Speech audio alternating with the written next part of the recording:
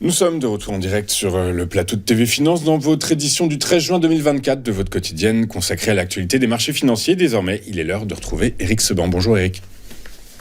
Bonjour. Merci Eric d'être avec nous ce matin. Vous êtes trader, formateur et coach. Eric, est-ce que le risque politique français s'est matérialisé sur l'indice phare allemand, sur le DAX ? Non, pas du tout. Rien du tout. C'est toujours la latéralisation qui se poursuit, celle dont on a déjà commencé à parler il y a 3 semaines maintenant, qui était mon scénario principal et qui reste mon scénario principal. Vous le voyez sur le graphique maintenant, c'est beaucoup plus clair encore que la semaine dernière, qui déjà matérialisait la figure de range dans laquelle le DAX évolue depuis maintenant 3 semaines. Alors jeudi, on a essayé de sortir par le haut en séance. Et puis en fin de séance, on a réintégré les bandes du range. Et puis, comme attendu, on est reparti en arrière, mais sans prendre de la pente, c'est-à-dire en s'arrêtant dans la bande basse du range. Ça, c'était vendredi.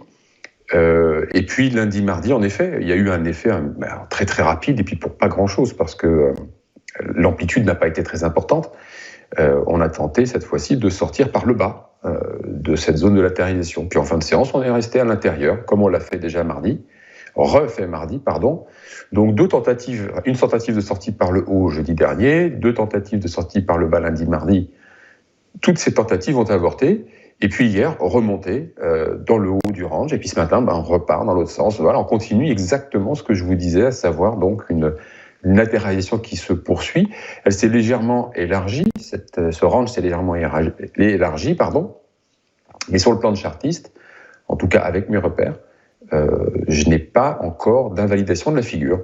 Donc, la probabilité que le DAX poursuive en latéralisant, c'était la plus forte de mon point de vue, parce que aussi le contexte s'y prêtait. Je vous disais, les éléments ne sont pas du tout réunis pour qu'on ait soit une hausse forte, soit une baisse forte.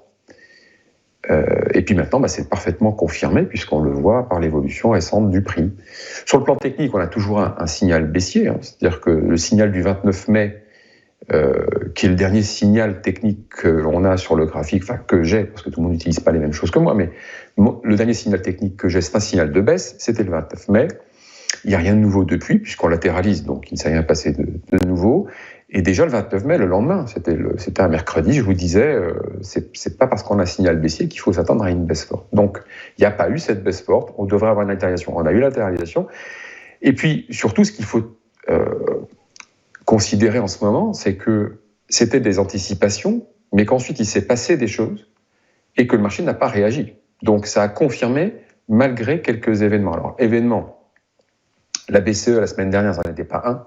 Le marché n'a pas bougé. L'augmentation de la volatilité intraday en séance ne s'est pas produite. OK. Hier, la Fed, c'est une annonce. Les deux sont des annonces qui peuvent provoquer des mouvements importants sur le marché. Rien non plus. La seule chose qui a fait bouger le marché, c'est un événement qui s'appelle les élections européennes. Et ça l'a fait bouger de façon marginale. Donc quand je vous disais qu'il faut quelque chose de vraiment très, très gros, très épais pour faire bouger les marchés dans cette phase que nous vivons en ce moment, il faut vraiment quelque chose de vraiment fort. Les élections là, de toute façon, est-ce que c'était vraiment une surprise ? A priori, d'après ce que j'entends, c'était pas si bizarre de voir un résultat comme celui-ci. Beaucoup y étaient attendus. La surprise, c'est la décision de M. Macron. Est-ce que ça a provoqué quelque chose ? Rien non plus. Donc voilà, on est dans un marché qui vit sa vie, et de toute façon, les marchés vivent leur vie la plupart du temps déconnectés du temps des entreprises, ça on le sait. Le temps long des entreprises, c'est pas le temps de l'intraday. Et puis il faut que, d'une semaine à l'autre, on peut pas avoir des gros changements de ce point de vue-là. Mais même sur le plan macro aujourd'hui, il faut des choses de je ne sais pas quelle taille d'envergure pour faire bouger les marchés qui, d'un côté, vous avez contre la baisse des investisseurs long terme qui connaissent les dangers depuis très longtemps, qui en ont fait la liste, qui savent que les marchés sont très élevés, qu'ils sont montés pour rien, sur rien. Mais en même temps, comme ils sont protégés, ils ne sont pas vulnérables. Donc, à moins d'avoir quelque chose de vraiment profond, je pense encore que les raisons qui ont mené à cette évolution latérale sont toujours les mêmes. et qu'on n'a pas quelque chose de nouveau qui peut laisser penser que je devrais revoir mon scénario. Surtout que je vois bien que la volatilité implicite en plus, la volatilité implicite sur les options, elle varie pas, elle baisse même un petit peu, alors que le DAX était légèrement inférieur au cours de la semaine précédente lors de mon relevé. La seule chose que je vois, c'est une volatilité intraday qui, elle, est élevée, qui était déjà élevée la semaine dernière, qui est toujours aussi élevée, et qui permet au DAX de se déplacer Enfin, c'est la conséquence d'un déplacement dans le vide du DAX. Et ce déplacement dans le vide du DAX, il provient directement du manque de densité. Donc on a quand même un gros manque d'idées sur le marché, des acteurs qui sont pas très présents, des volumes qui sont anémiques. Tout le monde attend, en fait. J'ai un peu l'impression que ça me donne cette impression de voir le marché évoluer comme ça. Il se passe des choses en intraday, on le voit bien.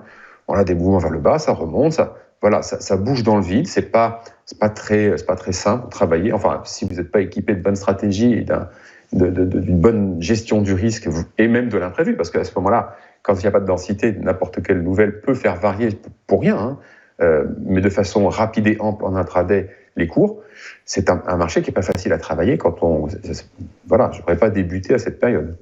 Ok, très clair. Bah, écoutez, on a bien compris que la latéralisation devrait se poursuivre. Les investisseurs, je dirais $1, le risque politique complètement $1 dans l'esprit des investisseurs.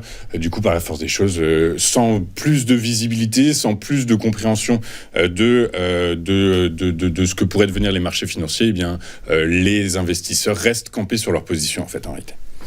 Oui, ils n'ont pas besoin de bouger. Comme la semaine dernière, tant qu'ils n'ont pas besoin de bouger, on ne verra pas de sortie de cette zone de latéralisation. Lorsqu'ils vont avoir besoin de bouger à la baisse parce que ça baisse trop et que les protections ne sont plus efficaces, à ce moment-là, il y aura des réactions obligatoires. N'oublions pas, des contraintes techniques. C'est ça qui fait bouger les marchés, les contraintes et non pas la conviction. Et puis quant à la hausse, c'est la même chose. À moins qu'on ait tout d'un coup quelque chose de magnifique. Je ne vois vraiment pas ce qui pourrait se passer.